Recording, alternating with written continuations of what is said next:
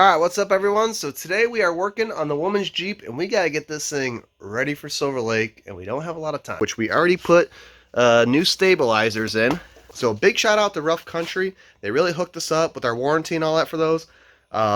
We pretty much told them exactly what's happening. Like, listen, we know the suspension's not truly dialed on this thing. We need to take it to a four-wheel drive shop, but we use these dual stabilizers to kind of keep everything working happy in the front end. We know it's not what you're supposed to do, but that's what we do.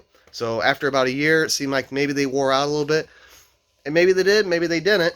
But the guy said, here, just take a picture of your steering stabilizer and send it to me. Warranty them, send you some new ones. And he got it to me like in 2 days. It was freaking awesome. Best service so far I've had from Rough Country. And we run a lot of Rough Country. What we also had to do is we got more Rough Country shocks for this thing because it's been so many years now and a few of them are actually clapped out. And it's just pretty standard. I think this one's actually good. And they've been painted over, so it just looks crummy. So we got our shocks in, and they're looking pretty darn good. And we actually had these boots from a long time ago that we meant to put on this, and we never did. So, and this is the shocks here. So those nuts on top are so C's, so we end up just cutting them with the hacksaw. But this one here still has dampening, but no rebound. You hear that? Okay, before you guys get any ideas. Obviously, they're junk. And that could be another reason why our suspension was feeling a little loosey-goosey, is well, our shocks are just past the beat. And I already know the one in the back right is bad, because that one went first, like, years ago. We'll just say that, okay? We're going to grease all our Zerks and all that. Give this thing a nice little TLC. Hopefully should run straight for us. And we're going to just give her a nice makeover. Just wash, wax, get a real nice detail. The reason the engine's so dusty, guys, and dirty is because when we take it up to Michigan, it's probably from last year. It just was so brutally dusty last year. It's rough. You'll be surprised too. Like, once I get a good wax on this thing, it'll look like almost, I can say a whole different color, but it'll just be a whole new tone. And this really pops out good. So this just needs cleaned really good, guys. Alright guys, so this stuff here is called KBS Bed Renew. And this stuff right here is what we used on all our fenders, our bumpers, and all that. This here is probably 3+ years old, no clear coat, sits out in the sun, and just basic all-weather. And as you can see over time, it's faded a little bit. But I could show you, if I were to put just a little bit of Armor All, any type of shine on this thing, it would be good to go, looking fresh. So this can here was leftover from last time we did all this stuff. And it had like a quarter of a can left. It's empty now. It's finally like all the way empty. But we were able to do our whole front bumper here and get this thing dialed in. And you could see the texture is just spot on. I mean, that is perfect, guys. I mean, for a can that old with only that amount, I mean, we were able to do multiple layers and just get the front bumper looking crisp. So, big shout out, KBS, guys. You really need to check this stuff out. The only thing I warn you guys about is on the back of the can here, it does say 48 hours. That is only 48 hours if you do extremely light coat. So this was probably about 3 days, and it's finally dry. But when we first initially did this, it took us 7 days. And that wasn't like crazy coat. That was a nice coat.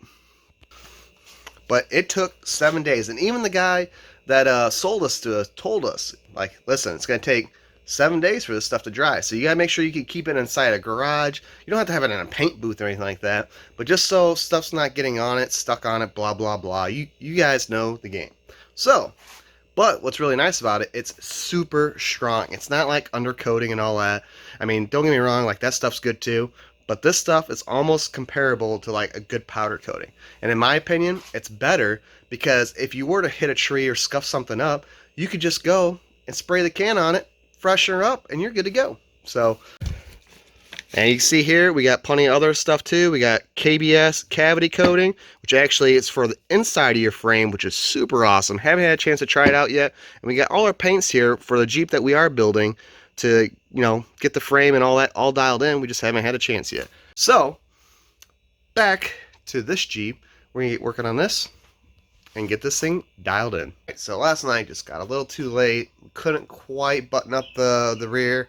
So we have to get the cutting wheel out. So gotta get some stuff done. All these bolts just don't want to break loose, and even hitting them with the torch and all that, they're being so stubborn. So that's why this job is taking us longer than normal. It shouldn't be a job doing shocks, but sometimes it is. Alright, so here's our issue. Right here, just not coming undone. So we're gonna cut right in here, get that off. Not even gonna bother trying with the other side, just gonna cut that side too, and then we just got 2 bolts up there. This should be a fairly easy job. Alright guys, we're gonna get at this.